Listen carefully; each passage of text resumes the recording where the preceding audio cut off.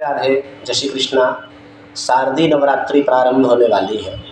आइए आज हम आपको शारदीय नवरात्रि में गणेश जी का, माता जी का स्थापन कैसे करें एवं कलश स्थापन कैसे करें, ये हम आपको विधि विधान से बतलाते हैं। शास्त्रों में ऐसा वर्णित है कि पूजन 3 प्रकार से होते हैं। सर्वप्रथम पंचोपचार, षोडशोपचार और राजोपचार।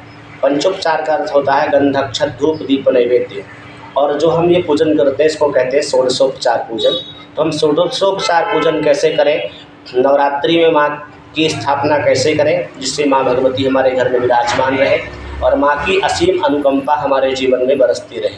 माँ सदैव शक्ति से, माँ के 3 स्वरूप हैं, महाकाली का स्वरूप, महालक्ष्मी का स्वरूप, महासरस्वती का स्वरूप। तो तीनों स्वरूप में हमें ऊर्जा की प्राप्ति कैसे हो और नवरात्रि में माँ की असीम अनुकंपा हमारे ऊपर कैसे बरसे, आइए हम आपको बतलाते हैं।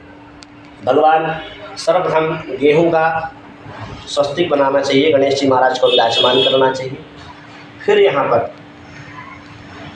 ये अष्टदल बना हुआ है, यहाँ पर माँ को विराजमान करना चाहिए। इसके पूर्व सर्वप्रथम सबसे पहले आचमन करना चाहिए।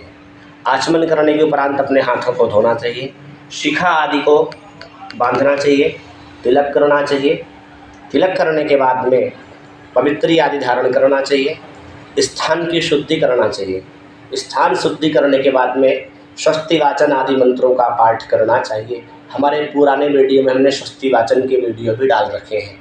उसके उपरांत गणेश जी के 12 बार ओम सुमुखश्चैकदन्तश्च कपिलो गजकर्णकः लंबोदरश्च विकटो विघ्ननाशो विनायकः धूम्रकेतुर्गणाध्यक्षो भालचन्द्रो गजाननः द्वादशैतानि नामानि या पठेत् शृणुयादपि विद्यारम्भे विवाहे च प्रवेशे निर्गमे तथा संग्रामे संकटे चैव विघ्नस्तश्च न जायते। शुक्लाम्बरधरं देवं शशिवर्णं चतुर्भुजं प्रसन्नावदनं ध्यायेत् सर्वविघ्नोपशान्तये। अभीप्सितार्थसिद्ध्यर्थं पूजितव्यः सुरासुरैः सर्वविघ्नहरस्तस्मै गणाधिपतये नमः। इन मंत्रों का स्मरण करके गणेश जी को स्मरण करना, गणेश जी को प्रणाम करना चाहिए। अपने माता पिता आदि को प्रणाम करना चाहिए। विशेषतया जब हम नवरात्रि में पूजन करें तो अग्निकोण में, वैसे शास्त्रों ने ऐसा लिखा है कि दीपक 2 तरफ चलाना चाहिए, एक दक्षिण में अर्थात दाहिने तरफ और एक वाम में अर्थात बाएं तरफ। तो दक्षिण दिशा का जो दीपक होता है वो घृत का दीपक होता है और बाएं दिशा का जो दीपक होता है वो तेल का दीपक होता है। इसमें भी शास्त्रों ने ये कहा है कि जो रुई का दीपक अर्थात श्वेत जो दीपक है उसको दक्षिण दिशा में ही जलाना चाहिए। और जो कई माताएं मौली से बनाती हैं, रक्षा सूत्र से जो दीपक का निर्माण करती हैं उसको वाम स्थान में ही विराजमान करना चाहिए, ऐसा शास्त्रों के अंदर निर्णय सिंधु आदि ग्रंथों में लिखा हुआ है। तो गणेश जी को प्रणाम करने के उपरांत में संकल्प करना चाहिए। संकल्प का वीडियो भी हमने पहले डाल रखा है। 3 बार जल छोड़ना चाहिए, जल अक्षत पुष्प लेकर के संकल्प करना चाहिए और संकल्प में अपना नाम गोत्र आदि उच्चारण जहाँ बैठे हैं, जिस डिस्ट्रिक्ट में हैं, जिस प्रांत में है उसका उच्चारण करके अद्य शारदीय नवरात्र व्रत स्थापन घट स्थापन पूजन कर्म अहम करिष्ये, इस तरह करके जल को छोड़ देना चाहिए। इसके उपरांत कलश को प्रणाम करना चाहिए। कलशस्य मुखे विष्णु, कंठे रुद्रा समास्थिता, मूले तत्र स्थितो ब्रह्मा, मध्ये मात्रो गणा स्मृताः, कुक्षौ तु सागराः सर्वे सप्तद्वीपा वसुन्धरा, ऋग्वेदो अथर्ववेदो सामवेदो हितर्वतः, अंगैश्च सहिता सर्वे कलशंभु समास्थितात्र गायत्री सावित्री शांति पुष्टि गति तथा आयान्तु देव पूजार्थं मृतक्षय कारका। कलश का पूजन करना चाहिए। कलश के चारों तरफ तिलक आदि मौली आदि बांधनी चाहिए। कलश भगवान को प्रणाम करना चाहिए। 10 दिशाओं को प्रणाम करके अपने माता पिता को प्रणाम करके सर्वप्रथम गणेश जी का स्थापन जो हम पहले बता चुके हैं ऐसे गणेश जी का स्थापन करना चाहिए, माता जी का स्थापन करना चाहिए।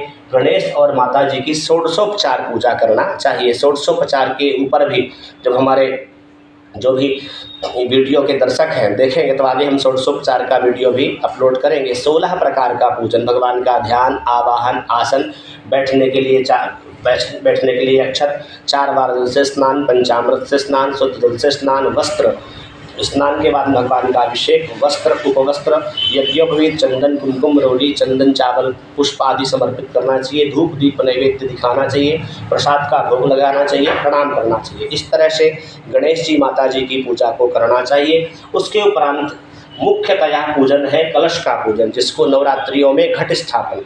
कई माताएं, कई बहनें इसमें पहले जवारे बो देती हैं। तो जवारे बोने के पहले एक ये बड़ा अच्छा उपाय है कि एक दिन पहले जव को भिगो दें और भिगोने के बाद में कोई मिट्टी के पात्र में, मिट्टी का कोई पात्र हो, बना बनाया पात्र आता है, उसमें मिट्टी डाल करके जव रखना चाहिए।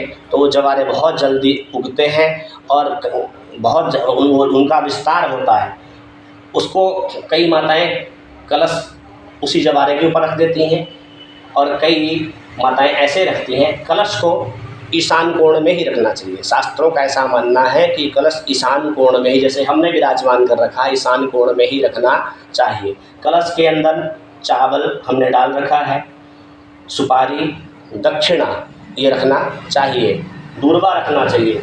उसके कलश के यहाँ कंठ में मौली बांधनी चाहिए, स्वस्तिक बनाना चाहिए। स्वस्तिक का अर्थ होता है कल्याण। जो हमने स्वस्तिक बना रखा है, इसे स्वस्तिक जरूर बनाना चाहिए। कलश के चारों तरफ तिलक करना चाहिए। यहाँ पर आम के पत्ते लगाना चाहिए। आम के पत्ते ना हो तो अशोक के पत्ते, कहीं कहीं अशोक के पत्तों को आसो पालव के पत्ते भी कहते हैं, वो लगाना चाहिए। उसके उपरांत यहाँ नारियल रखना चाहिए। कलश के ऊपर नारियल रखना चाहिए। नारियल को मौली से अथवा चुनरी आदि से लिपट करके रखना चाहिए। और क्यों ये जो कलश है, कलश पूर्णाकार घटाकाश है, कलश के अंदर सारा विश्व समाहित है, इसलिए कलश का पूजन करने का विधान है। चंदन, रोली, कुमकुम, चावल, पुष्प आदि चढ़ाने चाहिए। धूप, दीप, नैवेद्य नमस्कार करना चाहिए। कलश भगवान को प्रणाम करना चाहिए। नमो नमस्ते स्फटिक प्रभाय सुश्वेतहाराय सुमंगलाय शुपासहस्ताय जशासनाय जलाधिनाथाय नमो नमस्ते। इस प्रकार से घट स्थापन, कलश स्थापन को करना चाहिए। कलश स्थापन करने से भगवान वरुण की कृपा बरसती रहती है, जीवन में धन धान्य की समृद्धि बनी रहती है, माँ नवदुर्गा की असीम अनुकंपा जीवन में बरसती रहती है। इस प्रकार से नवरात्रि में स्थापन करना चाहिए। जय श्री राधे, जय श्री कृष्ण।